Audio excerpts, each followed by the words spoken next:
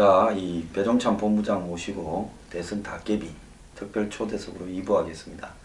근데 2부에서는 네. 지금 문 후보 이번 대선에 제일 키 메이커는 안철수 후보인 것 같아요. 네. 문 후보야 뭐 올라가지도 안 하고 내려가지도 안 하면서 거기 머물러 있고, 지금 보수 두 분은 저 먼 데서 한참 조금씩 회복되어 오고 있고, 네. 뭐 우리 신벌리도 항상 그 모양이고, 그러면 지금 왔다 갔다가 혼자서 왔다 갔다가 혼자서 또 살짝 좀 빠졌다가 하는 사람이 안인데, 이 안이 지금 이번 대선의 향배를 거의 결정할 것 같은데, 그렇습니다. 자, 이분이 지난 네. 수요일 이후로 조금 아까도 말씀드렸다시피 조정기를 거쳐서 와서 네. 조정이 근데 살짝 돼야 되는데 한 5% 안팎이면 조정인데 이게 지금 10% 벌어지는 조사가 어제도 3개가 나오고 오늘 갤럽이 11%예요. 네네. 갤럽에 문재인 41, 네, 안철수 네. 30, 홍준표 9, 홍준표는 2% 올랐네요. 심상정이 1% 올랐고, 유승민은 지난주하고 똑같고, 문재인은 40에서 41이니까 1 올랐고, 안철수는 37에서 30으로 7이 떨어졌네요. 그러니까 가장 큰 변화가 있는 게 이제 안철수 후보인데, 그런 이유가 후보가 각 당에서 결정되고 난 직후에는 급상승을 했거든요. 그러니까 급상승을 할 때 우리가 흔히들 이야기하는 대로 그 직후에 바로 한 방이 있어야 추가적인 지지율이 상승했던 겁니다. 물론 이제 조정기를 거칠 수밖에 없는 그런 여러 가지 이유들이 있긴 하겠지만, 우리 많이 이야기하는 것이 물 들어왔을 때 노 져라. 물 빠지고 나면은 노를 저어갈 수가 없거든요. 뱃사공이 안 되는 것이거든요. 그렇다면은 가장 그때 효과적이었던 것이 반사 이익을 얻는 건 한계가 있습니다, 소장님. 그렇지 않습니까? 그렇죠. 이 황장수 소장님은 뉴스 브리핑을 보는 이유가 다른 데서는 볼 수 없는 황블리 소장님만의 이 정말 독특한 매력이 있기 때문에 보시는 것이거든요. 근데 다른 뭐 이런 이 토크와 뭐 비슷하다 그러면 또 뭐 복사판 같다 그러면 보실 이유가 없는데, 그만큼 정말 이 우리만의 고유한 스타일이 있기 때문에 보실 텐데, 그렇다면 그때 이 안 후보로서는 본인의 독자적인 키 메시지를 가져갈 필요가 있었거든요. 그렇다면 그것이 뭘까? 과연 안철수라는 사람이 대통령이 되어야만 된다라고 하는 것을 강조해 줄 수 있는 가장 결정적인, 그것을 좀 꾹 밀고 나갈 수 있는 그런 바닥을 좀 다지는 작업이 이루어졌었어야 되는데, 그렇지 못했던 것이 지금 호남 민심도 어떻게 할까, 또는 영남에서 넘어온 보수 민심도 어떻게 할까 하다 보니 지금 가장 토론회에서 공격을 많이 받는 것이 세 가지거든요. 하나는 이 박지원 당대표 관련입니다. 그 부분을 과연 어떻게 해결해야 될지. 또 하나는 이 안보 부분에 있어서 당론과 불일치한다라는 부분. 그래서 햇볕 정책 어떻게 하겠느냐라고 하는 부분이요. 그러니까 그렇습니다. 유권자들은요, 너무 많이 설명하게 되면은 장황해지게 되면은 이건 뭔가 분명하지가 못하구나라고 의심에 이 눈초리를 거두지를 못하게 되는 것이죠. 또 마지막 남아 있는 것이 이제 뭐가 그러면 안철수만의 안보 말고 안철수만의 이 가장 독자적인 뭐가 있냐. 하여튼 밀었던 것이 학기제 아닙니까? 근데 학기제에 대해서도 너무 설명을 많이 해야 되는 상황이 벌어지고 있는 것이거든요. 그렇다면 과연 이 안철수의 히든 카드는 뭔가, 사람들은 또 기다리고 있는데 2차 토론까지는 안 나왔거든요. 이런 이유들이 조정기를 거치면서 우리 조금씩 빠져나가고 있는, 정말 저는 다급한 상황으로 보여집니다. 저는 대한민국 역사에요, 대통령이 감나무 밑에서 입 딱 벌리고 있는데 감이 떨어져가 된 사람은 없다고 보거든요. 네, 그 감 잘 안 떨어집니다. 네, 군인들도 쿠데타 실패하면 총살될 것 각오하고 총 들고 했고, 네. 그 다음에 어떤 분은 일제하에서 독립운동에서 대통령 됐고, 어떤 분은 민주화 운동을 하면서 수십 년 잡혀가고 하면서 그렇죠. 네. 대통령 됐고, 또 어떤 분은 인권 변호사님 뭐니 하고 다닌다면서 됐고, 또 어떤 분은 불도저 메고 건설 현장에 다니다가 됐고, 이런 부에 다 있어요. 그래서 이 안철수 후보가 지지율이 10%에서 30%가 넘어가면서 30% 중반 후반까지 한때 갔던 부분은 결국은 반기문으로 갔던, 또 안희정으로 갔던, 네. 또 이재명으로 갔던 황교안, 이런 부분들이 결국 현재 보수 쪽에 방향을 못 찾은 표가 제가 볼 때 한 40, 50. 나머지는 이 호남에서 친노 친문이 좀 싫은 사람들이 한 2, 30. 그리고 나머지는 중도에서 방황하는 표가 한 20. 이런 것이 일시에 안철수 후보한테 저절로 결합을 그렇죠. 그렇죠. 그까지 되는데 안철수 후보가 자신의 노력으로 뭐 한 부분은 우클릭을 좀 행보를 했다라든지 끈질기게 버텨왔다. 어려운데도 그건 안 후보의 그렇죠. 역할이라고 공이라고 보면 목소리도 바뀌었고. 네. 네. 목소리도 바뀌는데 네. 이 목소리가 옛날에는 끝에 잘 안 올라가서요. 음. 했습니다 했으니까 듣는 사람이 좀 어색했는데 네. 이제는 했습니다 이러니까 네네. 전에보다는 듣기가 좀 나은 것 같기도 하고 여전히 좀 어색해서 이럴 소장님, 때는 그 잠깐 우리가 중간 그 막강 코너로 이 우리가 후보자의 연설을 들을 때 유권자들은 이게 말꼬리가 올라가는 게 상당히 중요하거든요. 그렇죠. 중요하죠. 그래서 이 그건 기본이죠. 네네. 근데 그 기본조차 되지 않았던 후보들이 과거에도 많이 있었기 때문에 뭐 과거에 이 대통령 후보로도 나서고 또 뭐 여러 광역단체 후보로 나섰던 한 후보 중에서는 출마합니다. 이렇게 되면 출마를 축하해주러 나갔던 사람들 힘이 쫙 빠지게 되는 경우가 생기거든요. 네. 그런 면에서는 이 안 후보도 또 문 후보도 또 지금 5명의 후보들이 다 연설을 하면서 유권자들한테 어떻게 하면 잘 전달될 수 있을까 그런 노력들을 한번 좀 좋게 평가를 해줄 필요가 있을 것 아니야, 같아요. 뭐 학원 다닌 걸 네. 옹변학원 다닌 걸 비판을 전혀 할 필요는 없고 네. 노력을 해야지요. 근데 참 희한한 게 우리가 이제 눈 뜨고 처음 본 사람은 박정희 대통령이고 네. 나머지는 이제 전두환 노태우 대통령인데 네. 그때는 그 정도 연설을 해야 기본인 줄 알았습니다. 그렇습니다. 네. 왜냐하면 그분들은 목소리가 또박또박하고요. 울리면서 목소리 자체에 힘과 카리스마가 담겨 있었어요. 그렇죠. 근데 지금 와서 그분들이 왜 그래 정도의 목소리와 연설을 할 수 있었을까 생각을 해보면 이 군에서 생활을 하면서 군대. 계속 군시하면서 네. 그 이 안정감 있는 이 지도자로서의 카리스마가 담겨 있는 목소리가 됐어요. 그러면 이제 그 다음에 전두환 노태우 다음에 YS DJ가 할 때 이 두 네. 사람은 연설을 잘하기로 유명했지 그럼요. 않습니까? 민주화 또 네. 투사로서 이제 그 이제 과거에 정치를 오랫동안 하면서 유세가 일상화되어 있던 시절에 그때는 보면 모든 선거에 사람 도중에서 동원해서 유세하고 100만 네. 군중 뭐 이럴 때 참조인 확실히 이럴 때는 했어요. 국민 여러분 뭐 이렇게 하면서 네네네. 그래서 그러면서 한마디로 옛날 50년대 60년대의 정치가 대중 앞에서 연설하는 것이 거의 네. 기본이었습니다. 우리가 옛날에 신은스판이라 그럽니다. 그렇습니다. 신원사파. 네, 그런 게 됐던 사람들이에요. 소장님이시죠, 뭐 신원사파. 아 저야 뭐 판이 잘 안 돼. 근데 네. 이 여기서 중요한 부분은 요절내에 대통령이 하겠다는 사람들은 솔직히 말하면 이 연설이 제대로 안 되는 사람들이 너무 많이 있어요. 너무 많죠. 국회의원 중에도 너무 많고. 그래서 마치 이 연설이라는 거는 연설을 해봐야 되는데 안철수 후보 같은 경우에는 네.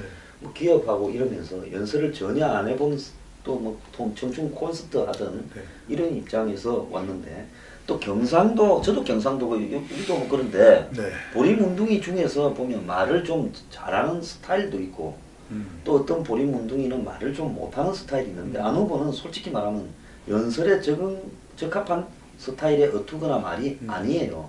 그렇지 않습니까? 그래서 하여튼 제 의견은 대선 이후에 다시 말씀드리겠습니다. 맞아요. 그 내가 혼자서 묻고 내가 혼자서 답하겠습니다. 아니.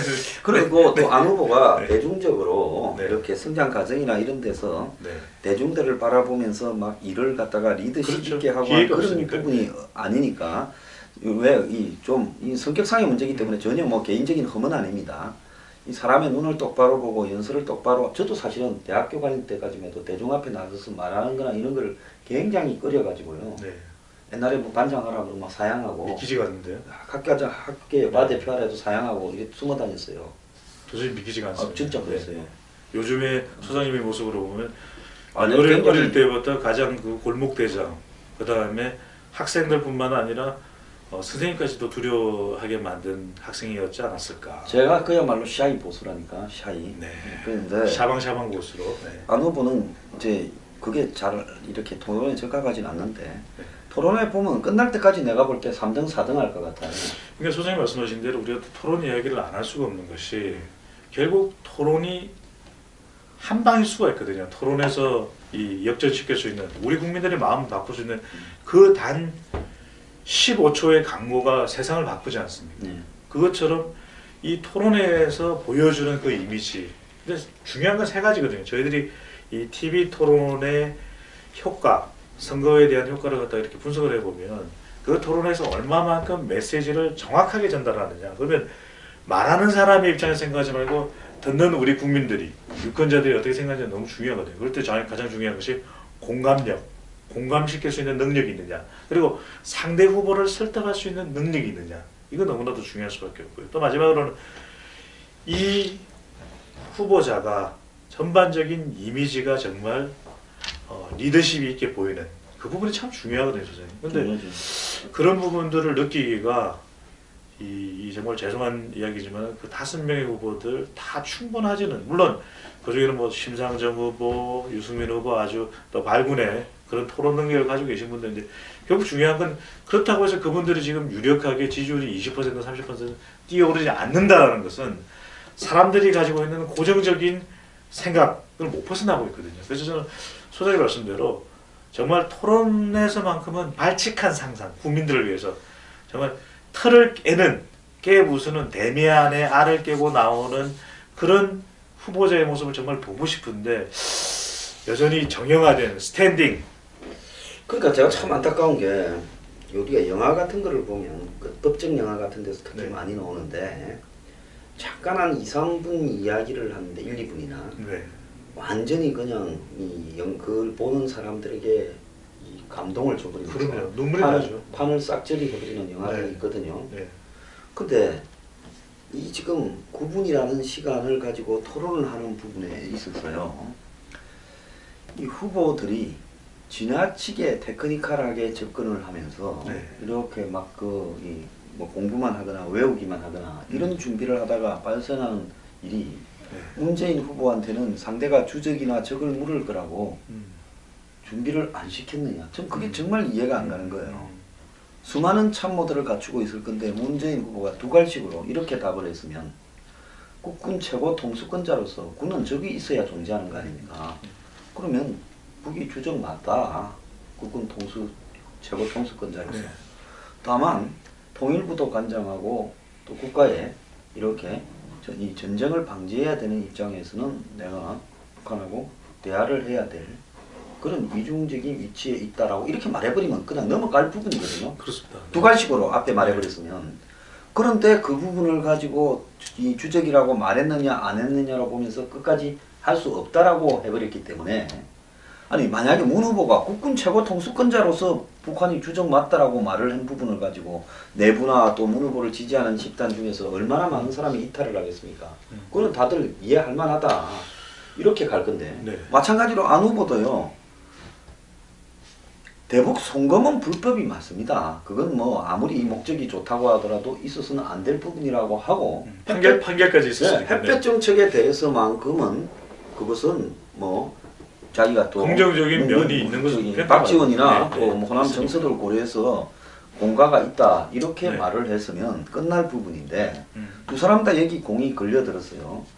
그런데 제가 볼 때 왜 참모들이나 이런 사람들이 이런 것조차도 제대로 정리를 하지 못하는가 보면, 근데 이제 이런 부분에 전혀 걸리들지 않았거나 정말 그거 있습니까 뭐 이 설거지는 여자들이나 하는 거라고 한 홍 후보, 근데 정말 민망스러운 상황 아니요. 빨리 시인해라 사과해라 하고 할 때. 그럼요. 네.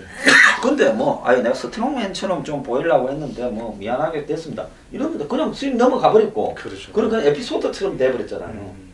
재미없는 토론을 재미있게 만들었는데. 네, 스트롱맨이죠. 예, 그래서 제가 볼 때 안 후보가, 저는 솔직히 냉정하게 좀 바라보면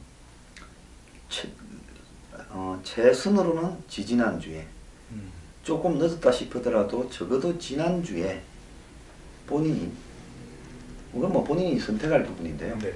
대통령이라는 이름을 다는 것이 중요했더라면 내가 다 양보할게. 대통령 후보만 시켜달라고 남은 비문 전체의 회의 제안을 했었어야 된다고 봅니다. 근데 뭐 당도 작고 이 당에 내가 특별하게 집착할 이유도 없다. 그 당의 사람들한테 양해를 구해달라 하고 난 다음에요. 그러면서 모든 것을 갖다가 다 공동 집권하자. 이렇게 던져버리고 그 다음에 정책이나 이런 부분도 전부 공식적으로 담겠다. 해박서 쓰자. 이러면 보수의 표들이나 이런 부분들이 안 후보한테서 안 헤어지고 좀 단단하게 붙어 있었을 가능성이 있었는데요. 본인의 입장으로서는 이 대통령 자리라는 이런 부분에서 한편으로는 영남표를 잡을라, 호남표가 도망갈까, 보수를 잡으려다가 진보가 도망갈까, 좌를 잡으려다 우가 도망갈까, 머리가 복잡하니까 현재와 같이 자강론만 이야기하면서 그 자강론은 본인이 35%가 넘었을 때 접었어야 될 자강론이에요. 그런데 그 타이밍을 놓치면서 이제 뒤늦게서야 정신 차린 자유한국당이나 바른정당이 주적이 이제 주적 논쟁인데 문재인이라고 생각했을까요? 안철수라고 생각했을까요? 자기들 표를 다 빨아들이는 사람이 누구라고 생각했을까요? 안철수라고 생각했죠. 네. 그러니까 이 두 사람은 지금 사실상 문을 공격하는 것은 무익하다고 보고 왜 문표가 오는 거 아니잖아요. 표라는 거는 남한테 갔던 표를 땡겨와야 되는데 그러니까 안을 때리면 안에 느슨하게 묶여있는 보수포들이 자기한테 올 수 있다고 보는 걸 안을 때리는 소장님 말씀대로 정말 여기서 중요한 부분이 과연 이 도전자의 태도가 무엇이어야 되냐가 너무 중요할 수밖에 없거든요. 역대 대통령 선거를 보더라도 이 후보자 등록 시점의 법칙이라고 해서 그때 앞서가던 후보가 끝끝내 이 역전당하지 않고 대통령 자리에 올랐다라는 것이거든요.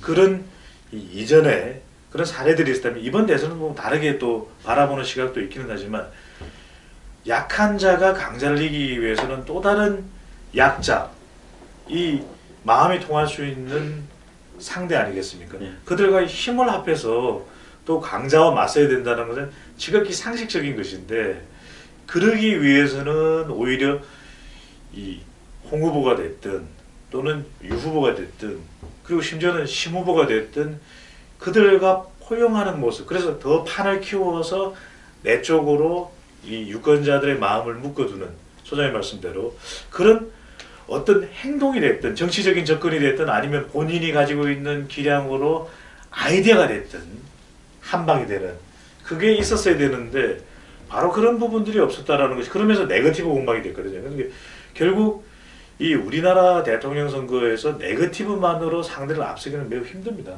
그렇다면 앞서가는 사람은 적어도 뒤쫓아오는 사람들이 더 이상 쫓아오지 못하도록 네거티브를 시도한다지만 그러니까 쫓아가는 2위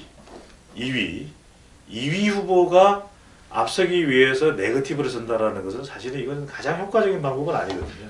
네. 저는요, 이 석 달 이상 뒤쳐져 있는 후보가 상대 후보를 쫓아가려면 지지율만큼이 지고 있는 게 아니라 성수, 즉 3%가 지고 있다면 2의 3승, 8, 4%가 지고 있다면 16, 이런 정도의 황해 법칙이네요. 네. 성수 효과를 갖다가 이렇게 대비할 정도로 그만큼 지고 있다고 생각을 해야 따라잡을 수 있는 동력이 생기는 거예요. 그렇습니다. 앞서가는 사람은 앞서가고 있기 때문에 계속 이 자산이 축적되고 있어요. 그 자산이라면 돈도 축적돼, 또 조직도 축적돼, 경험도 축적돼, 예? 인맥도 축적돼, 모든 부분이 쌓이고 있어요.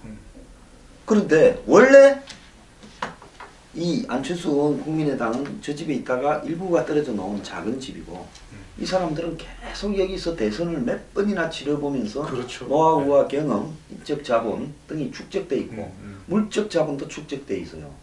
그러면 안 후보가 이걸 따라잡으려면 이 사람이 2시간 연습을 한다면 안 후보는 8시간 연습을 해야 따라잡는 거죠. 소장님 말씀하신 대로 이번 대통령 선거를 바라볼 때 이 지지율을 어떻게 접근해서 분석하느냐 바라보느냐가 매우 중요한데 안 후보와 문 후보의 또 지지율의 큰 차이 중에 하나는 문 후보, 문재인 후보의 지지층들이 훨씬 견고하다라는 것이거든요. 그만큼 더불어민주당의 지지도 높고 또 탄핵 국면의 여파도 여전히 남아있기 때문에 20대, 30대, 40대, 심지어는 50대까지도 득표 영향력이 있는 문 후보는 아주 이제는 단단한 지지층입니다. 그렇다면 여기서 중요한 게 선생님 말씀하셨던 대로 안 후보는 불안 이런 느낌이 드는 그런 지지층들이라는 것이거든요. 그렇다면 적어도 지금 이런 이런 지지율의 구도라면 안 후보의 경우에는 더 이기고 있어야 조금은 마음을 놓을 수 있는, 안 후보로서는 안심할 수 있는 그런 수준인데, 그렇지 못하고 지금 어떤 전략적인 변화가 없다면은 상당히 이 판세를 극복하기는 그만큼 더 힘들 수밖에는 없을 것으로 자, 이번에 보여집니다. 표들을 네. 딱 한번 보세요. 홍준표, 유승민, 심상정. 그리고 네. 기타 빼고 네. 기타 합치고 하면 여기에 20%가 이미 정해져 있어요. 20%를. 그러면 80% 남네요. 네. 80% 남은 거에서 문 후보가 80%에서 30 한 7, 8부터 최근에 40 한 1 사이를 왔다 그렇죠. 갔다 해요. 그죠? 네, 네. 모든 조사에서 여기서 안 벗어나잖아요. 대체적으로 비슷하게 나타나고 있죠. 네, 그러면 안이 도달할 수 있는 것은 지금 이 문이 41% 간다면 안이 자기 표를 다 얻어도 39예요. 그렇죠.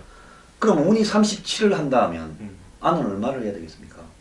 30, 예? 8, 9 해야 되는 9 거죠. 해야 되는 거예요. 네. 그런데 이 두 사람이 지금 문은 지금 고정표가 80에서 네. 한 이 40 정도를 뺀다 칩시다. 음. 그러면 남은 40을 안이 다 먹고 남은 1, 2%를 가지고 더 가져와야 되죠. 예, 41대 30% 네, 이기는 그러니까요. 거예요. 자, 그런데 여기서 한 10% 이상은 아직도 누구를 찍을지 결정을 못한 부동층이죠. 한 10% 있다고 있죠, 보고. 있죠. 그러니까 70을 갖고 지금 두 사람이 딱 싸우는 게임에서 문이 38대 안이 32라든지 이런 형상에서 조금씩 알파가 형성되고 있다고 봐요. 자, 그렇다면 안 후보가 갖고 올 표가 현재로는 사실 별로 없다라는 거. 여기 10에 있는 표는 이 보수 쪽으로 흩어질 가능성이 그렇죠. 마지막에 뭐 나는 최종 순간에 음. 보수 쪽의 두 후보가 받을 표 합계가 음. 한 20까지는 갈 거라고 봅니다. 그럴 가능성도 뭐 배제는 할 수는 없어요. 저는 개인적으로 안 될 수도 있고요. 네. 안 될 수도 있죠. 20은 갈 거라고 봐요. 네. 두 사람의 합계가요. 음. 유승민하고 홍준표가요. 그러면 여기서 봤을 때 안이 가져올 수 있는 자기 표는 굉장히 작다. 새로 창조될 수 있는 표는 표가 거의 다 갈려가 이제 확정되고 있다. 그러면 안은 이 보수로 돌아갈 표들을 단단하게 붙들어서 자기 걸 하는 거 말고는 그렇죠. 방법이 없다고 하면 내부의 양해를 구하든 내부에 무슨 사과를 하든 붙들어내고 굉장히 이 연정을 보수 연정을 뭐 영원한 연정이라고 포장해서든 제안을 해서 공동정부를 구성하자고 던지서야 된다. 소장님 말씀에서 가장 중요한 저는 포인트를 읽어낼 수가 있는데, 지금 우리가 대통령 선거, 공식 선거 운동이 시작된 지 이제는 일주일이 가까워 갑니다. 이 시점에서 안 후보의 전략, 문 후보의 전략은 철저하게 집토끼, 자기 지지층을 다져나가고 있는 것. 이것은 상당히 선거공학적으로는 탁월한 전략을 하고 있는 것이죠. 왜냐하면 내 지지층을 놓쳐서는 곤란하니까요. 여기서 중요한 것은 안 후보의 지지율이 급상승했던 것은 바로 외연의 학대 때문에 보수 표심까지 보스포러스 해협에서 표류하던 그 그렇죠. 보수 표심이 와 있었지 않습니까? 와 있었죠. 그렇다면 소장님께서 지적하셨던 대로 외연을 계속 학대하는 전략을 쓸 때 안철수 후보에게는 빛이 보일 수가 있는 것이거든요. 예. 그렇다면은 이미 보수 정당의 두 후보, 보수 후보 두 사람, 이 홍 후보, 유 후보, 심상정 후보가 대체적으로 20% 정도의 표를 가져가고 있다면 남아있는 80%에서 누가 5%를 더 가져가느냐의 싸움인 것이거든요. 그렇다면 그것이 이제 대통령을 결정짓는 바로 원샷이 될 수 있기 때문에, 그럴 때 소장님 말씀대로 중요한 것은 지금 문 후보의 경우에는 이 진보는 진보, 문 후보를 지지하는 지지층이기는 한데 약간 중도적 성격이 있는 이들의 이탈을 막으면서 중도를 조금 더 가져오면 되는 건 아니겠습니까? 안 후보의 경우에는 그렇지 않습니다. 중도도 붙들어 매야 되고 그 중에는 호남 표심도 뒤섞여 있고요. 근데 안 후보는 보수도 잡아야 되지 않습니까? 그러면은 정말 손, 발 다 뻗어야 되는 상황이거든요. 그러면 이때 중요한 것은 더 확장적으로 더 넓게 나가는 것이 가장 표를 많이 끌어올 수 있는, 그래야만이 떠나갔던 교수 표심 1, 2% 다시 돌아올 수 있는 것이거든요. 그렇다면 끊임없이 포용적으로, 끊임없이 통합적으로 그것을 계속 해 나가는 것이 사실은 가장 절묘한 선거 전략으로 보여집니다. 지금 문이 요 한 열흘 정도의 여론조사를 보면 36에서 45 정도까지를 걸치고 있어요. 그러니까요. 네. 네? 그러면 중간치 값을 갖다가 합친다면 40%가 좀 넘은 수준이에요. 평균이. 40% 가까이 되죠. 네. 네. 근데 R은 지금 보면 30에서 37 사이를 걸치고 있는데 그 지금 중간값이 점점 밑으로 30으로 수렴을 해가고 있어요. 그렇다면 R은 불안해지는 거죠. 네, 네. 그 이 문과 안의 차이가 현재 현실적으로 한 10% 정도 나 있는 것이 10%까지 안 되더라도 제가 볼 때 한 8% 이상은 이 객관적으로 버러지가 있는 걸로 보여요. 여러 조사의 평균치가.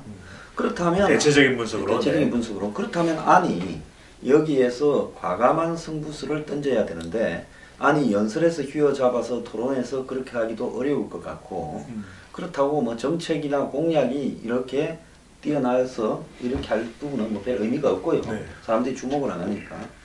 그렇다면 아니 네거티브에서 문보다 더 세서 적극적으로 가서 할 수 있겠느냐? 없어요. 그러면 천수담 농사 짓듯이 그냥 문이 실수하기를 하냐? 그럼 안은 실수를 안 해야 되는데 문이 실수할 땐 또 안도 하나씩 걸려서 또 따라 올라와요. 그러면 안이 마지막 남은 수는 승부수를 아까 말한 그 승부수를 던져야 되는데 그 승부수가 시기상으로 조금 늦었거나 내부적으로 정리가 좀 어려운 거 아니냐? 이런 대목에서 안이 정치 지형으로는 이 중요한 어떤 이 골든 타임에 해야 될 수를 갖다가 던지지 못하고 시간을 좀 놓치고 있는 거 아니냐라는 생각이 듭니다. 저희가 이제 일부에서도 소개를 해드렸는데 지금이 왜 중요하냐? 지금부터 일주일이 매우 중요할 수밖에 없는 것이 토론회가 집중되어 있습니다. 4월 말까지 대부분의 토론회가 다 소화가 되고 5월로 넘어가면 한 번의 토론회만 남아 있거든요. 물론 이제 뭐 TV 인터뷰 등등은 있겠지만 그렇다면 지금 4월 말까지가 가장 중요하고 또 바로 이 4월 말까지의 분위기를 가지고 재외 동포들은 먼저 또 투표를 시작하게 되는 것이거든요. 그다음 그런 만큼 이런 전반적인 분위기를 열어가는 이 한 주, 지금부터 한 주까지가 많은 시간이 없습니다. 이때는 판단은 빨라야 되고요. 그리고 결정은 확고해야 된다는 것이 후보자들이 반드시 알고 있어야 될 부분일 것 같고 소장님 말씀대로 이제 기회는 과연 그런 행동을 어느 후보이든 간에 꼭 안 후보가 아니더라도 본인의 지지율을 급등시킬 수 있는 또는 문 후보의 경우에는 또 워낙 지지율이 높으니까 더 조금 더 높여갈 수 있는 묘안을 지금 남아있는 한 주 동안에 만들어내야 된다는 것이거든요. 근데 소장님도 너무 아시다시피 이제는 기회는 저는 딱 두 가지가 있는 것 같습니다. 하나는 얼마만큼 대중들에게 지금 지역 유세를 하고 있으니까요.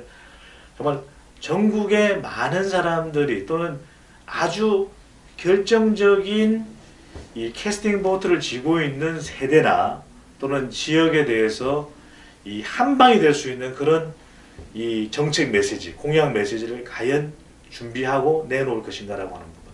그 다음은 TV 토론회 아니겠습니까, 소장님? 근데 TV 토론회는 지금 형태로만 간다 그러면 저는 큰 이 TV 토론회에서의 판가름이 나지 않을 거다. 소장님 아시다시피 적어도 TV 토론회라고 한다면은 존 F 케네디 정도를 하시든지 아니면 로널드 레이건만큼 하시든지 아니면요 오바마 반만큼만 해도 되는데 참 그러기 쉽지 않을 것 같아요. 그러니까 처음부터 원래 웅변이 잘 안 되는 사람은 웅변 학원에 가면 안 돼. 그냥 자기 목소리로 해야 되는 거 아닌가 이런 생각을 하고요. 그 다음에 과거처럼 무슨 세종으로 수도 이전을 하겠다 이런 콘텐츠가 지금은 통할 건가 네. 킬러 콘텐츠가 별로 없다고 봅니다. 네. 그렇다고 뭐 북한의 김정은이가 이 대목에서 사고 치어줄 것 같지도 않고 당분간 5월 9일까지는 그런 일이 있어서는 안 되고 엎드리가 조용할 것 같고요. 네. 후보들 입장에서 혹시 그런 걸 또 바라는 후보가 있을까 싶어서 꿈도 꾸지 말라고 하는 이야기고. 네, 소장님 저는 우리 국민들 여론을 봤을 때도 상당히 좀 불안해하고 이해가 되지 않는 것이 이 미국 또 특히 이제 트럼프 대통령이 한국이 뭐 중국의 땡땡이다라고 이야기한 거 정말 저는 일부다라고 이야기하고 이거 대통령 나는 트럼프의 네. 일종의 고자질 작전. 네.